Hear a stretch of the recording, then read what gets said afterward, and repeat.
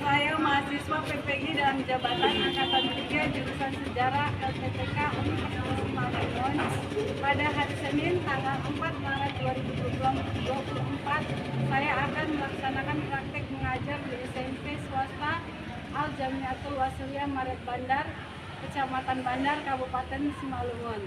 Terima kasih. Assalamualaikum warahmatullahi wabarakatuh.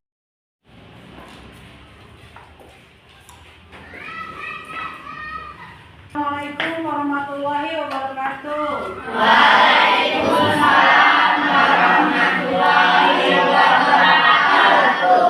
Apa kabarnya hari ini? Baik, Bu.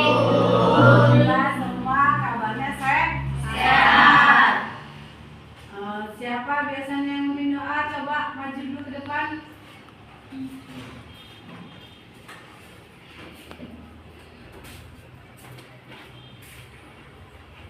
Sebelum belajar, mari kita berdoa bersama-sama. Berdoa dimulai.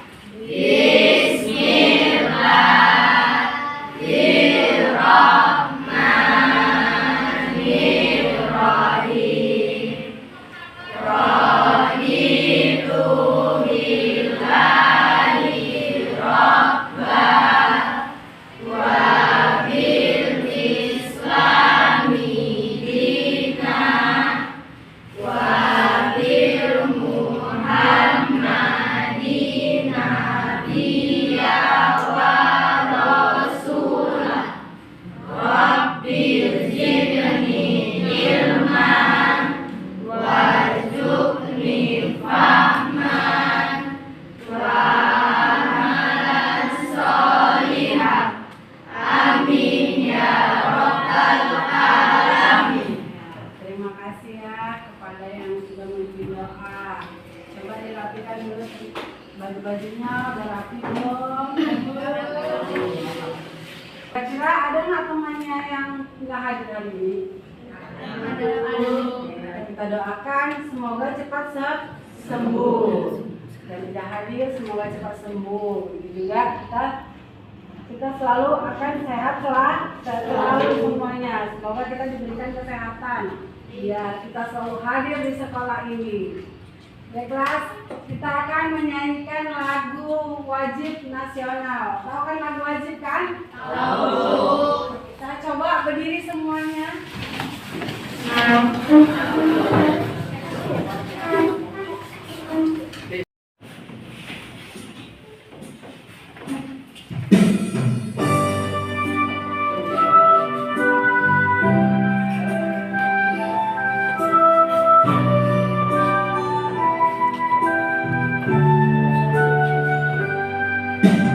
Satu dosa, satu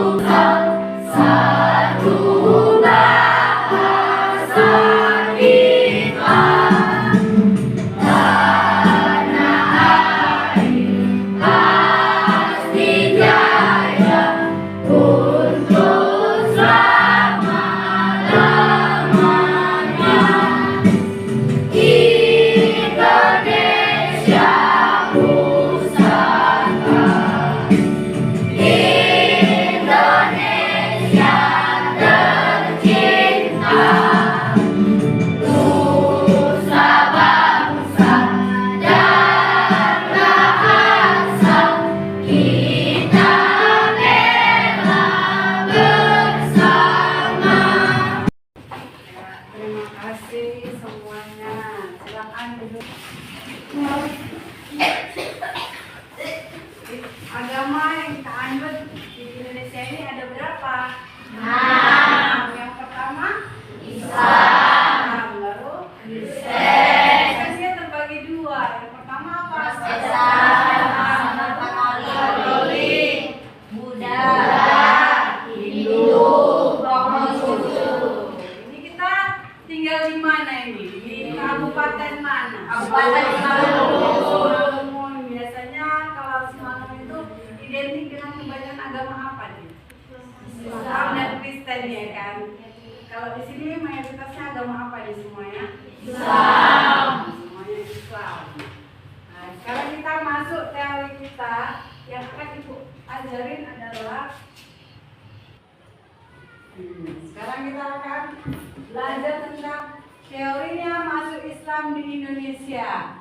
Adapun tujuan yang pertama adalah yang kesatu, melalui pembelajaran ini peserta didik dapat menyebutkan berbagai teori tentang proses masuknya Islam di Indonesia. Yang kedua, setelah mengkaji isi bacaan, peserta didik mampu mendeskripsikan masing-masing teori masuknya agama Islam ke Indonesia dengan baik. Yang ketiga, berdasarkan hasil analisis, peserta didik mampu menyimpulkan teori mana yang kuat terkait masuknya Islam di Indonesia penuh dengan tanggung jawab. Ya, sekarang kita yang masukin adalah kapan dia masuknya Islam ke Indonesia. Islam masuk di Indonesia pada abad ke-7, ke-11, dan ke-13, yaitu melalui perdagangan, perkawinan, tasyabuk. Tasyabuk itu artinya tradisi keagamaan dan spiritual. Contohnya acara-acara kenduri gitu ya. Itulah tradisi. Ada kan acara kenduri kan? Ada. Ya, baru yang keempat, pendidikan. Nah, inilah kita, pendidikan. Belajar ya. Baru yang kelima, kesenian. Apa dia kesenian contohnya itu? Dengan melalui lagu-lagu, tarian. Nah, itu. Yang keenam adalah politik. Siapa yang pertama kali membawa agama Islam di Indonesia? Menurut Hamka, yang pertama kali membawa Islam ke Indonesia ini adalah bangsa Arab. Tahu Arab? Tahu. Di mana itu bangsa Arab? Di Mekah kan? Di Mekah dia. Di Mekah dia. Makanya di sana dia banyak dia orang Islamnya. Di sana kalau di Arab menggunakan bahasa apa di sana? Iya, bahasa Arab. Kalau kita di sini nggak pandai lah ya. Biasanya kita bahasa apa di sini? Bahasa Indonesia. Biarpun di sini bermacam-macam suku juga selalu dipergunakan bahasa Indonesia. Kan nggak mungkin kan orang Jawa sama orang Batak ketemu dia bahasa Batak sama bahasa Jawa nyambung nggak? Kan? Pasti tidak nyambung. Makanya adalah bahasa persatuan kita yaitu bahasa Indonesia. Lalu tadi siapa yang membawa Islam ke Indonesia? Bangsa apa? Arab. Melalui apa tadi? Perdagangan, perkawinan, berapa lagi? Tradisi, baru kesenian dan politik. Adapun teorinya nanti ada 6. Teorinya ada 6. Yang pertama adalah teori Gujarat, teori Persia, teori Mekah, teori India, teori Bangladesh. Sekarang kita akan membuka dengan teori Gujarat. Coba kita baca sama-sama ya. Nampak teori Gujarat. Baca itu. Teori Gujarat. Teori Gujarat tokoh yang didukung oleh adalah para ilmuwan Belanda seperti Gunaker dan Maupassant yang mengatakan bahwa yang membawa agama Islam di Indonesia ialah orang-orang Arab yang sudah lama tinggal di Gujarat, India. Menurut mereka, Islam masuk di Indonesia sejak awal abad ke-13 Masehi bersama dengan hubungan dagang yang terjadi antara masyarakat Nusantara dengan para pedagang Gujarat yang datang dengan jalur Indonesia dari Timur Tengah Eropa. Ya, tengok teori Gujarat. Tokoh yang mendukung teori ini adalah ilmuwan Belanda. Seperti siapa yang namanya ini? Fritz Navel. Dan siapa? Dan Mokete. Itu dia. Itu yang membawa teori Gujarat ada 2 dia. Fritz Navel dan Mokete. Dia mengatakan bahwa apa? Agama Islam masuk ke Indonesia itu pada abad keberapa? Abad ke-13. Di mana? bujan. Itulah dia. Ini ada gambar apa ini? Ini ada gambar batu nisan. Batu nisan. Biasanya itu di mana itu terletak batu nisan? Di kuburan. Itulah dia. Baru yang keduanya, teori yang kedua. Coba sebelahnya dibaca. Yang kedua. Dari Persia, Umar Ahmad Husain dan Khomeini diingat sebagai pencetus sekaligus pendukung teori Persia, menyatakan bahwa Islam yang masuk di Indonesia pada abad ke-7 Masehi adalah Islam yang dibawa kaum Syiah Persia.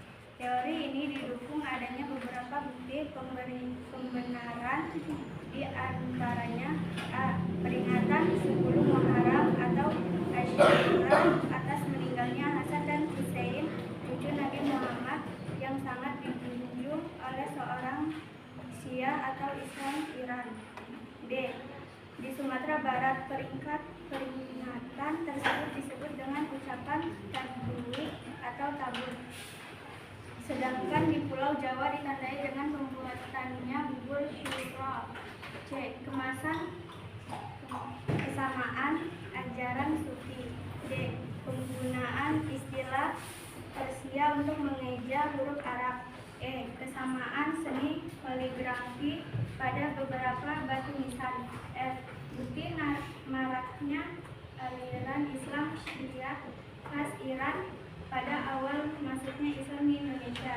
G. Adanya perkampungan lereng atau lereng di diri daerah Gresik. Iya, tadi yang kedua adalah apa? Teori Persia. Coba baca sama-sama. Umar Amir Husain dan coba baca semuanya sama-sama. Umar Amir Husain dan Husain Jajadiningrat sebagai pencetus sekaligus pendukung teori Persia, menyatakan bahwa Islam masuk Indonesia pada abad ke-7 ya. Menurut Umar dan Husain, pada kapan masuknya agama Islam ke Indonesia? Abad ke-7 ya. Pada abad ke-7 Masehi. Ada berapa teorinya? Ada ini 1, 2, 3, 4, 5, 6, 6. Coba baca sama-sama yang pertama. Peringatan 10 Muharram atau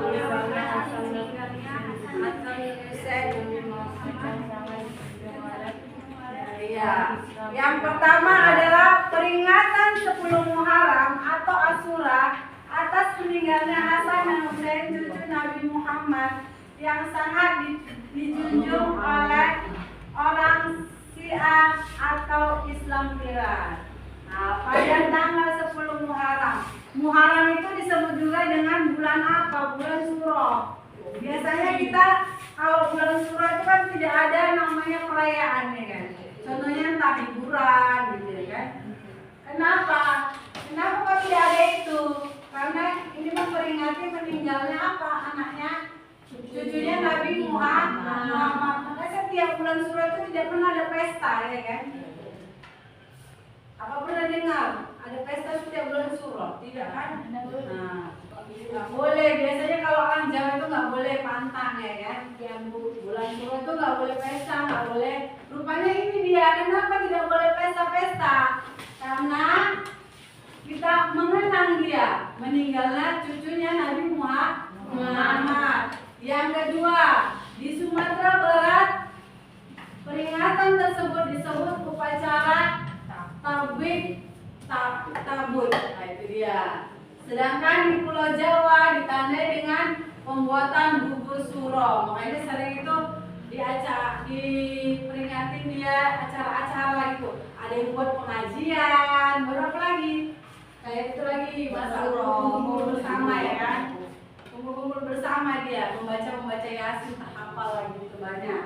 Baru yang ketiga adalah kesamaan ajaran sufi. Yang keempat, penggunaan istilah Persia untuk mengeja huruf Arab. Nah, bukan huruf kita aja yang mengeja, rupanya huruf Arab juga dieja. Baru yang ini adalah kesamaan kesenian kaligrafi pada beberapa batu nisan. Ya, batu nisan itu apa itu? Batu ukuran. Biasanya itu dibuat nama kan. Kalau ada yang meninggal pasti dibuatkan nama kan. Biar supaya apa dibuat nama? Iya, biar supaya tahu dia. Coba nggak dibuat nama apa tahu? Siapa yang meninggal kan? Kalau kita mau berziarah pasti tidak tahu ya kan. Dan makanya selalu dibuat nama adalah penggunaan yang kaligrafi, cantik lah, indah-indahin biar supaya bisa kita ingat dia. Baru yang ke ini ya, keberapa ini? Kelima. Iya, kelima. Yang keenam, bukti maraknya aliran Islam Syiah khas Iran pada awal masuknya Islam di Indonesia. Itulah dia bukti. Ada tanda buktinya. Baru yang terakhir, adanya perkampungan lereng-lereng di kiri daerah Gresik. Ya. Itulah dia teori Persia. Udah berapa teori tadi? Udah dua ya kan? Sekarang yang ketiga. Coba yang ketiga. Dibacakan yang kuat suaranya. Wah, dengarkan yang lainnya. 3. Teori makanan. Teori Arab atau teori makanan menggambarkan bahwa proses masuk Islam di Indonesia. Barang saat bab ke-7 masuk Islam diperadakan dengan musafir Arab Mesir yang memiliki semangat untuk menyebabkan Islam ke seluruh Belanda dunia. Tokoh yang menggunakan teori adalah Van Luer, Asgio, Joseph, TITW, Ardol Buya, Hampung Nakubel atas Kezaya Muhammad Yusni Zamil dan Syarifu. Dari maksud Islam di Indonesia digunakan beberapa 3 bukti utama, yaitu 1. Pada abad ke-7 yaitu tahun 674 di pantai barat Sumatera Sunda terdapat perkembangan Islam Arab dengan pertimbangan bahwa perdagangan Arab sudah mendirikan perkampungan di Kantong sejak abad ke-4. Hal ini juga sesuai dengan berita Cina. 2. Kerjaan saudara Pasif Pasai mengalami Sambung sebelahnya sambung. Sambung belakang ya, dan kuat suaranya. aliran mazhab Syafi'i, di mana pengaruh mazhab Syafi'i terbesar pada waktu itu adalah Mesir dan Eropa, sedangkan Gujarat atau India adalah pengaruh mazhab Hanafi. C. Adanya penggunaan gelar al-Malik pada raja-raja Samudra Pasai yang hanya lazim ditemui pada budaya Islam di Mesir. Para ahli yang mendukung teori ini menyatakan bahwa abad ke-11 sudah terdiri kekuasaan politik Islam. Jadi masuknya di Indonesia terjadi jauh sebelumnya, yaitu abad ke-7, dan yang berperan besar terhadap proses penyebaran adalah bangsa Arab sendiri. Hingga kini teori Arab dianggap sebagai teori yang paling kuat. Kelemahannya hanya terletak pada kurangnya fakta dan bukti yang menjelaskan. Ya udah, stop. Nah, yang ketiga adalah teori Maka. Teori Maka ini pada kapan dia masuk ke Indonesia? Pada kapan Islam masuk ke Indonesia? Pada abad ke-7 Masehi, sebelum Masehi. Dia di mana? Dibawakan oleh siapa? Musafir Arab dia. Arab ataupun Mesir. Nah, siapa ini? Teori pendukungnya adalah Van Leur, Anthony, Jones, TW, Arnold, Buya, Hanika, Nakwit, Al-Atas, Kaiser, M. Yunus, Jamil, dan Raufin. Itulah dia yang membawa teori Mekah masuknya Islam ke Indonesia. Dan ada pun maksudnya Islam di Indonesia didukung ada 3 bukti. Yang pertama apa buktinya? Coba baca sama-sama.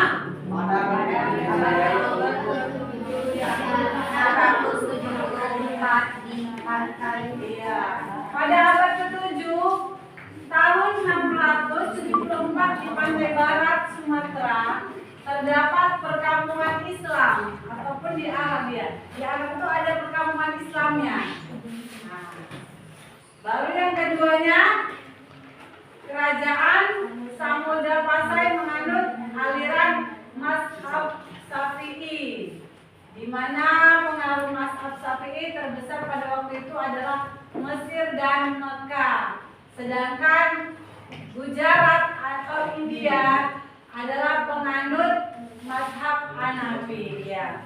Mazhab Syafi'i sering itu kan dibuatkan mazhab Syafi'i dan Hanafi. Kalau dia Hambali juga ada. Ini dia 2. Kalau Syafi'i tadi di mana tuh, di negara mana? Di Mekah dan Mesir. Kalau dia Hanafi di Gujarat, India. Sekarang kita masuk yang teori keempat. Yang keempat di sini rupanya. Kamu salah ya? Iya itu. Yang kuat Teori India. Teori ini dikemukakan oleh Thomas W. Arnold dan Olison. Menurut teori ini, Islam datang di Indonesia melalui Coromandel dan Malabar atau India. Dasar teori ini Tengok, yang keempat adalah teori India. Teori ini dikemukakan oleh siapa? Siapa itu namanya? Thomas W. Arnold dan siapa? Olison. Menurut dia, Islam datang ke Indonesia melalui siapa? Melalui ini Coromandel dan Malabar. Malabar itu berasal dari mana? India. Dari mana dari Malabar? India dianya. Baru teori lagi. Ada dia kelemahannya. Kelemahannya itu apa?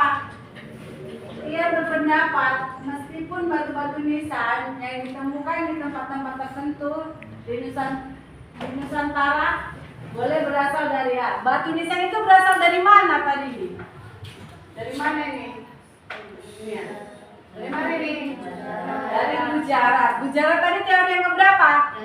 Nah, teori ke-1. Tadi kan ada kan batu nisan. Itulah dia. Yang kelima adalah teori India. Pada kapan tadi masuknya Islam ke Indonesia? Menurut siapa?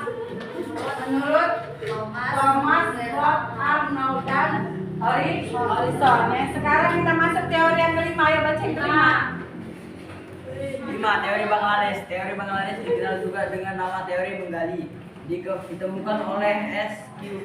Fatimi. Teori ini mengemukakan bahwa Islam datang di Nusantara berasal dari keturunan dari Bengali. Menurut beberapa pendapat berdasarkan teori Bengali, berarti Islam masuk di Indonesia pada abad ke-11 sebelum Masehi. S.Q. Fatimi berpendapat bahwa mengaitkan seluruh batu nisan yang ada di Pasai, termasuk batu nisan Maulana Malik Al-Saleh dengan Gujarat adalah biru. Menurut penelitiannya, bentuk dan gaya batu nisan Malik Al-Saleh berbeda sepenuhnya dengan batu nisan yang terdapat di Gujarat dan batu-batu nisan lainnya yang ditemukan Nusantara. Fatimi berpendapat bentuk dan gaya batu nisan itu justru mirip dengan batu nisan yang terdapat di Bengal. Oleh karenanya, seluruh batu nisan itu hampir dipastikan berasal dari Bengal. Dalam kaitan dengan data artefak ini, Fatimi mengkritik para ahli. Udah, stop, udah sampai sini lima. Yang kelima adalah teori Bangladesh. Tadi dia di mana ini biasa di Bangladesh ini? Di India. Tadi kan ada orang-orang apa tadi menggali ya kan? Menggali. Tahu nggak orang menggali tuh? India peling, tahu? Itu dia India hitam, itulah dia. Namanya India Bangladesh. India peling dia. Dikenalkan dengan teori apa namanya? Teori Bengali. Ya, itu tadi Bengali. Orang-orang Bengali, orang-orang yang keliling-keliling dia.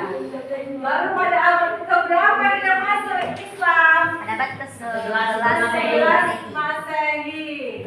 11 Masehi lah dia datang adanya Islam di Indonesia menurut teori Bangladesh. Baru menurut ini berpendapat bahwa mereka seluruh batu nisan yang ada di Pasai termasuk batu nisan Maulana Malik Al-Soleh. Itulah dia nama batu nisannya ini nanti namanya ya. Maulana Malik Al-Soleh dengan Gujarat ya. Kalau di Gujarat nama batu nisan ini Maulana Malik Al-Soleh. Sekarang kita masuk yang ke-6. Ayat ke-6.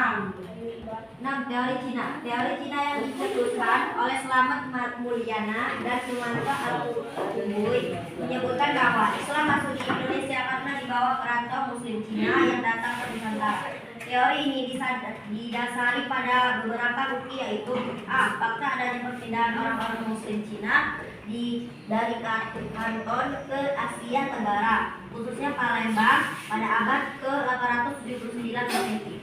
B. Adanya masjid tua berarsitektur Cina di Jawa.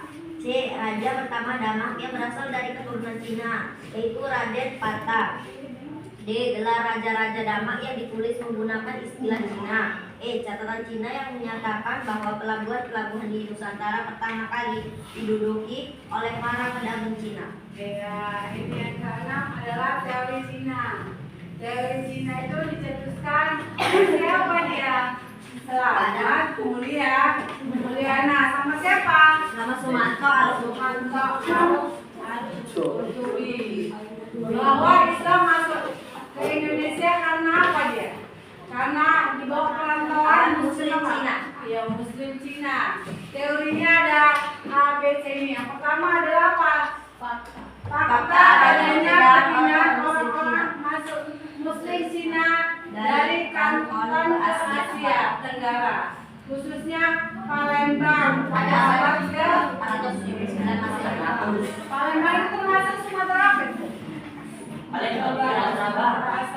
Selatan dia. Itulah dia. Teorisnya ini dia penyebarannya mulai dari Sumatera Selatan ke kemari. Yang ke-B-nya apa?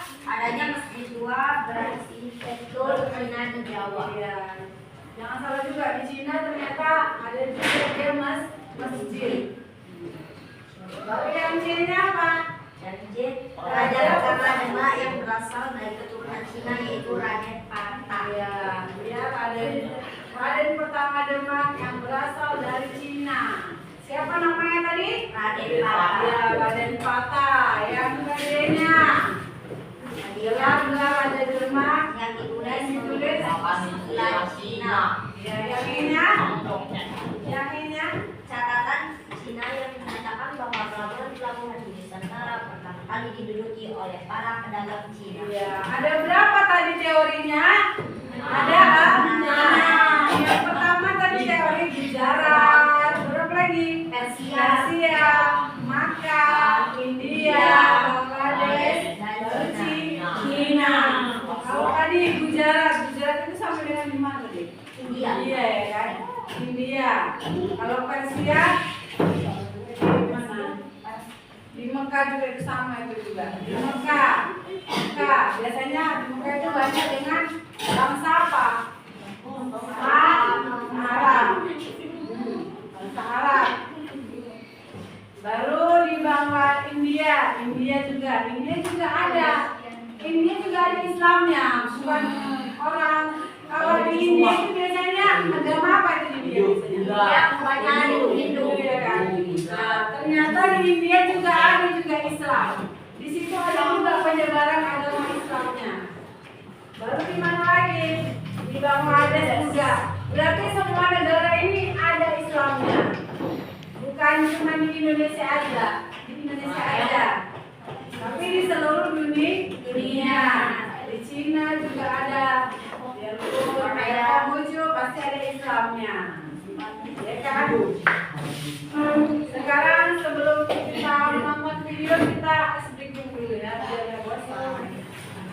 Coba main dulu berdiri. Aduh.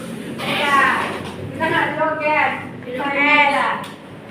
Makan. Botak, batik, batuk. Botak, batik, batuk. Botak, batik, batuk. Lihat, kalau kepala apa? Botak. Kalau mulut? Kalau baju? Batik. Iya, coba berdiri semua. Instruksinya dari Ibu. Ya, konsentrasi. Ayo semua ya, konsentrasi. Ya. Ingatkan. Botak. Batuk. Batik. Batik. Jangan sama Ibu. Ulangi ya. Kalau salah nih tusuknya aja di sini. Botak. Konsentrasi. Konsentrasi. Botak. Kepala, Batik. baju, Botak. kepala, Batik. Batuk. Boleh. Tepuk tangan dulu, tepuk tangan. Ya, ayo. Dan sekarang kita nonton video. Udah mungkin itu aja lah ya. Semua. Sekarang kita menonton video yang video. Assalamualaikum warahmatullahi wabarakatuh. Pada video kali ini kita akan belajar tentang teori kedatangan Islam ke Nusantara. Sebelum kita membahas teori-teori tersebut, dapat kita ketahui bahwa Indonesia termasuk ke dalam salah satu wilayah yang letaknya cukup strategis. Wilayah Indonesia banyak dilalui oleh para pedagang yang berasal dari Timur Tengah, India, Malaka, dan Cina. Sebagian besar para pedagang tersebut memeluk agama Islam. Pedagang Islam inilah yang berperan penting dalam proses masuknya agama dan kebudayaan Islam di Indonesia. Meskipun demikian, banyaknya perdebatan mengenai kedatangan Islam di Indonesia itu mencakup 3 masalah pokok. Yang pertama yaitu dari mana sih tempat asal kedatangan Islam bisa masuk ke Indonesia? Lalu siapa yang membawa agama Islam untuk pertama kalinya? Dan juga kapan ya Islam itu masuk ke Nusantara atau ke Indonesia. Dengan adanya beberapa perdebatan tersebut, kedatangan Islam di Indonesia memunculkan berbagai teori. Mari kita bahas dalam video berikut ini.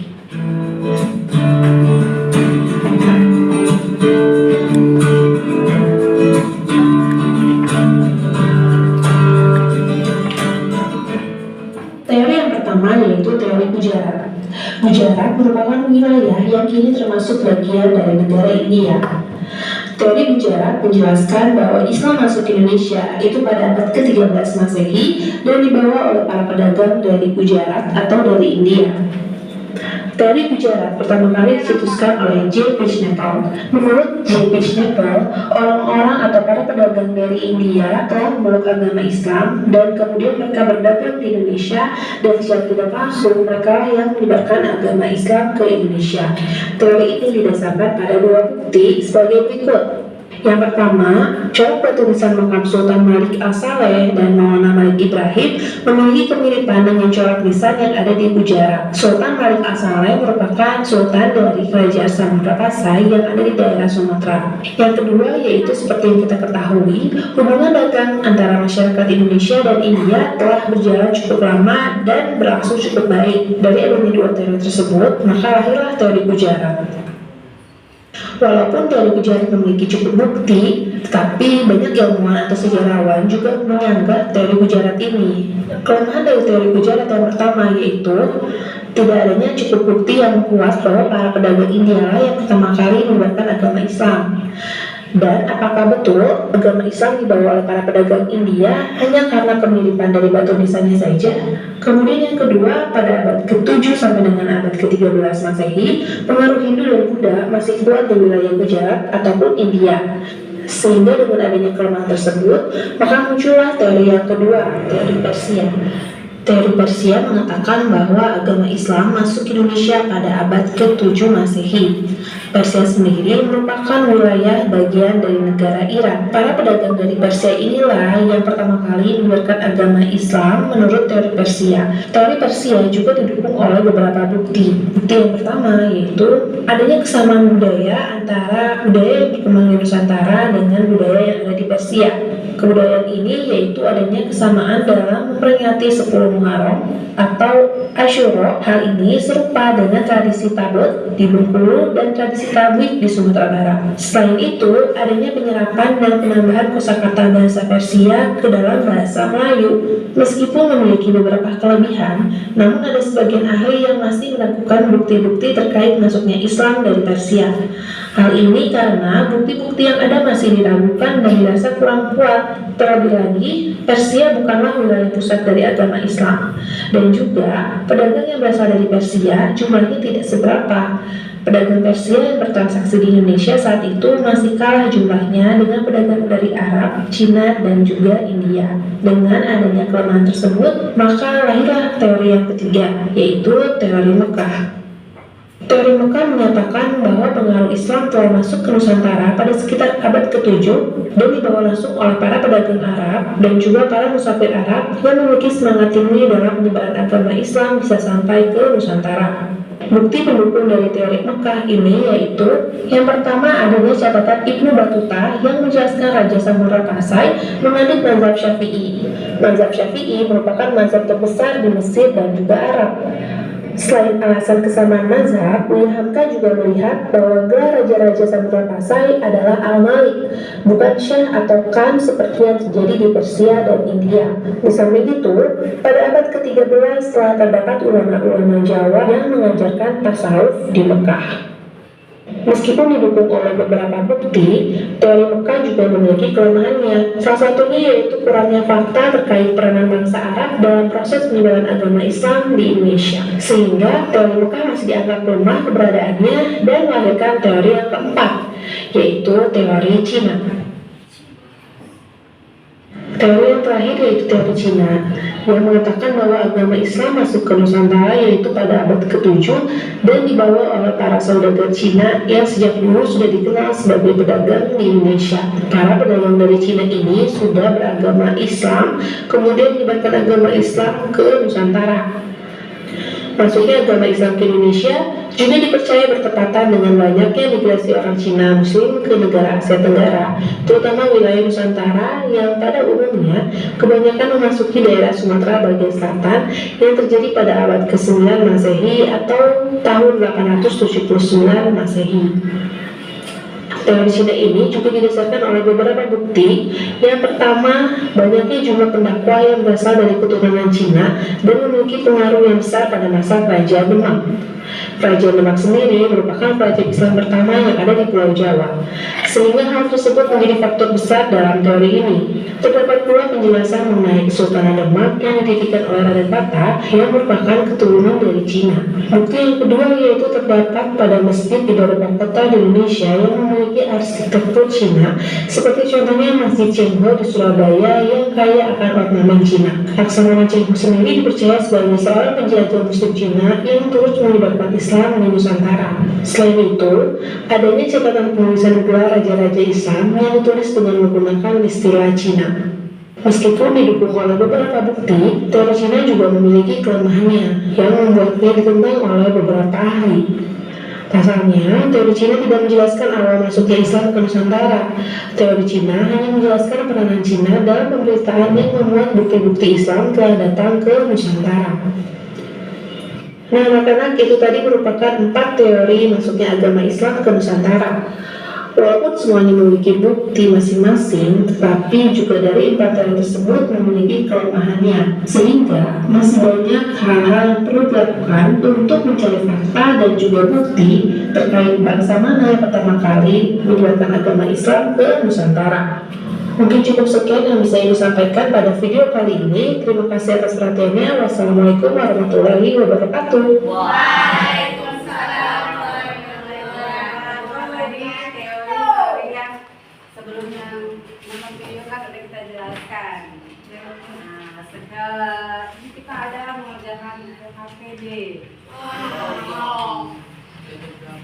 Dia berhubungan dengan teori tadi. Kalau tidak menyimak pasti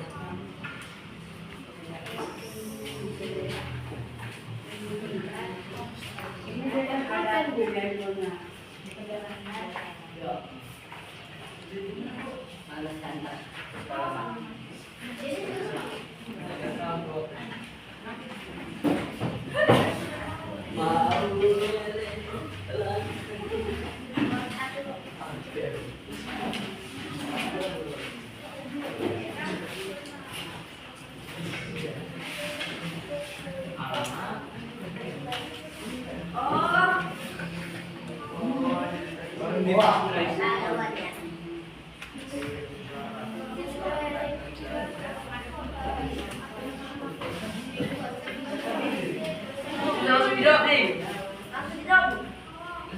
Langsung dijawab. Boleh lakukan juga. Kok beda sih ya?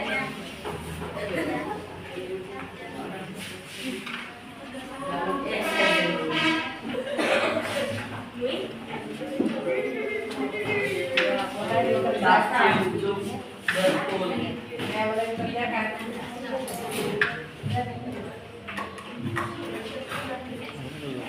Gue lain.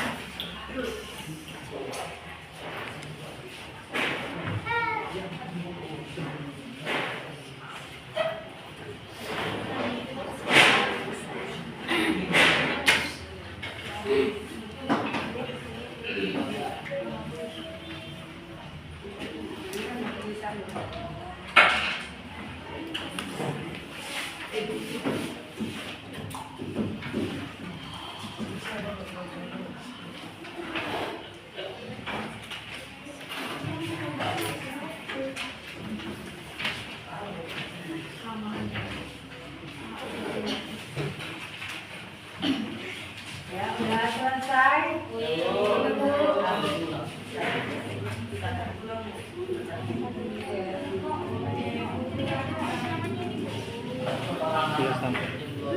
Ya.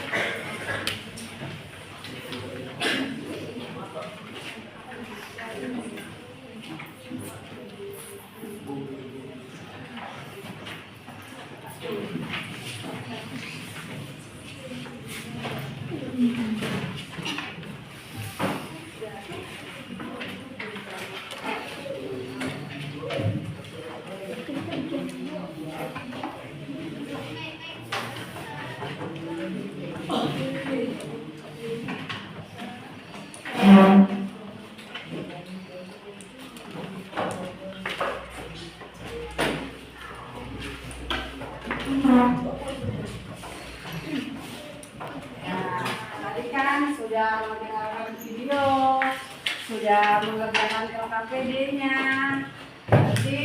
Tadi apa aja kita perlu pelajari tadi? Tentang teori apa aja? Teori sejarah, Asia, teori Mekah, Bangladesh, Itulah teori-teorinya menyebarkan agama Islam ke Indonesia.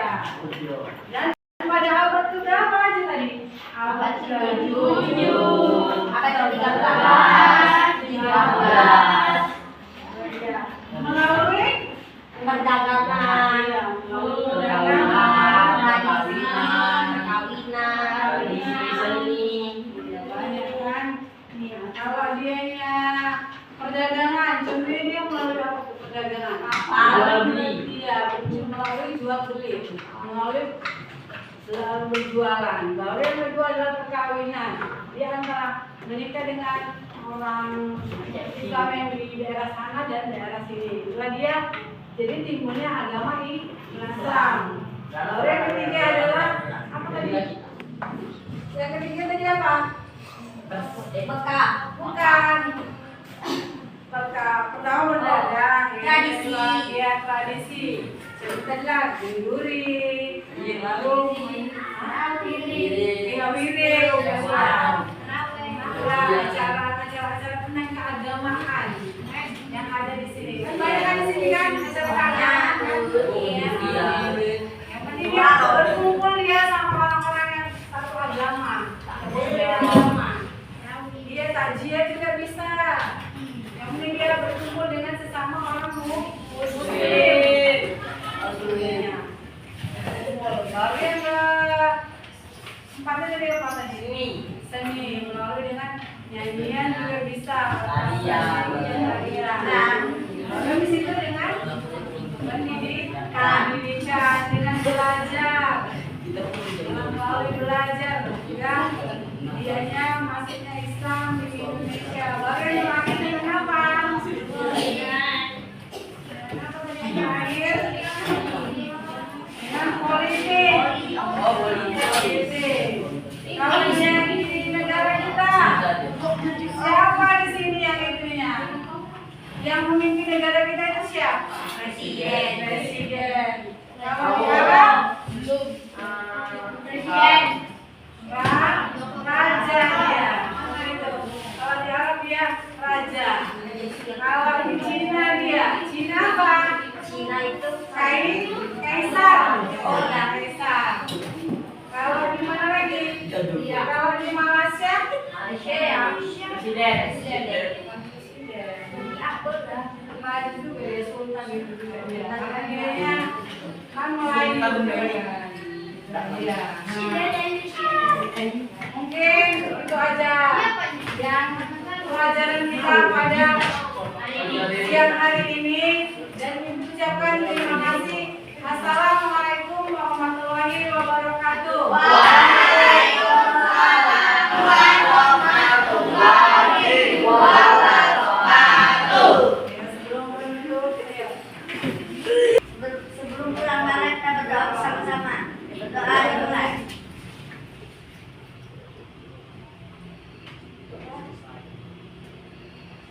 Doa selesai. Semoga nanti selamat sampai tujuan ya. Jangan ada yang jalan-jalan main ke kemana. Harus pulang. Itu. Selamat